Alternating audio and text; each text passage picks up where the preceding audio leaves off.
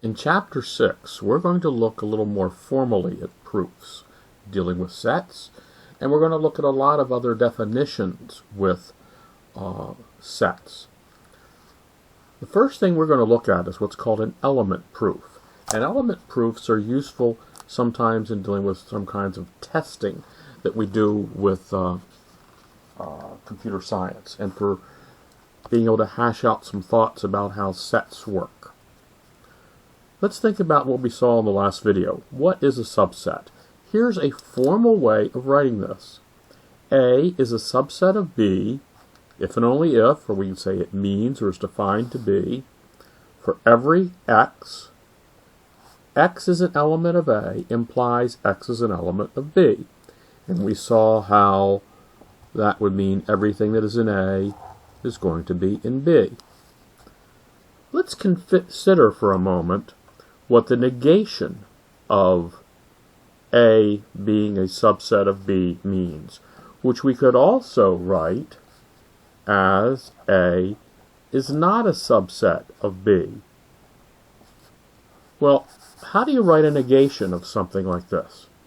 Think about P implies Q. When we negated that, what did we find? We found that it was P and not Q.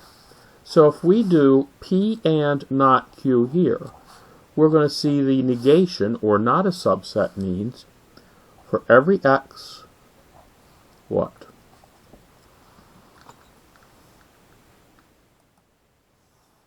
Let's correct that. The negation of a for every statement is a there exists. We only need to find one. There exists an X, where X is an element of A, and we change the imply into an and we negate the P part, the conclusion.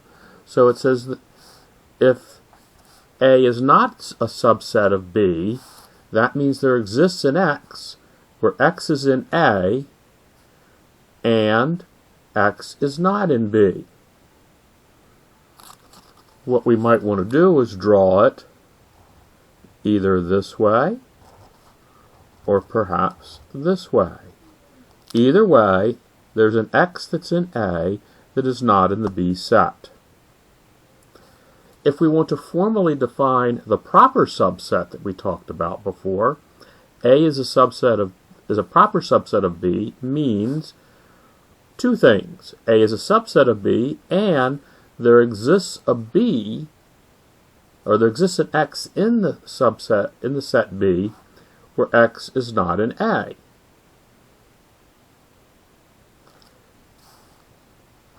That would be this bullseye chart, where there's an X here that is in the B that's not in A. How do you test this rule about being a subset, that A is a subset of B? Well, the way you can do that is by using what's called an element argument. If you want to prove that A is a subset of B, what you need to do is to suppose that X is an element of this first set. And then what we need to do is show that it's an element of the second set. As an example of that, let's take a look at number 4 on page 250, where we have two sets. A is a set of integers that are all of the form 5 times some integer, and B is the set of integers where they're all of the form 20 times something. Well, that would mean another way where we could do a roster, if you will, of the set would be these things are all multiples of 5. So this will be 0, 5, 10, 15, and so on. And the negatives. These are the multiples of 20.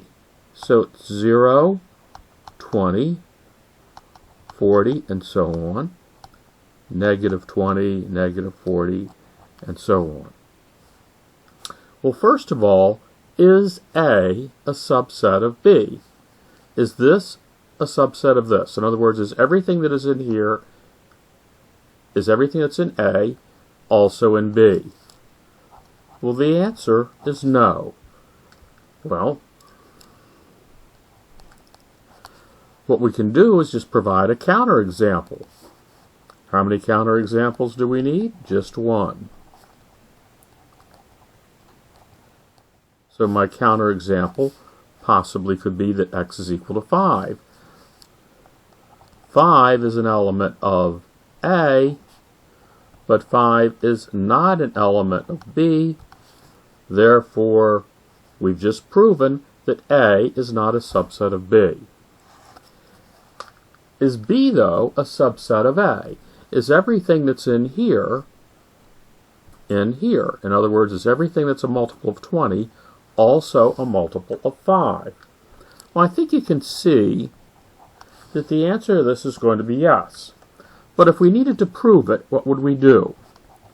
What we would do is we would suppose x is an element of B. X is an element of this first one. Then what do we know about that? Well, by this definition of B, it says there exists some s that's an integer such that x is equal to 20s. But if x is equal to 20s, it's also equal to 5 times 4s, because we can factor the 20 into 5 times 4. Well, so we could make r equal to 4s, which is an element of Z, such that x is equal to 5 times r. So x is an element of A. Therefore, B is a subset of A. So what we've done is we've just arbitrarily chosen anything that's in B and showed that by using the definition of B, we were able to do some construction that makes it so it fits in with the definition of A. And we are done. QED. Now, an additional property that goes along with working with these subsets is the idea of equality.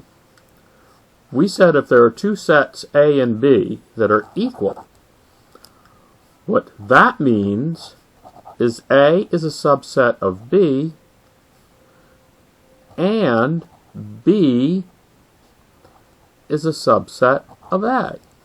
So if we are able to do this kind of element-wise proof both directions, then we are able to show that we have equality of two sets.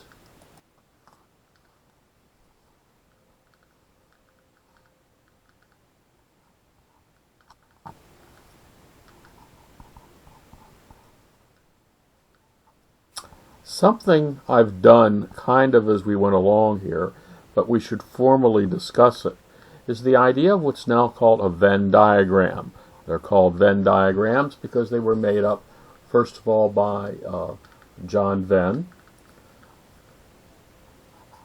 A is a subset of B, is basically saying everything that is in A is in B, and we can draw it this way.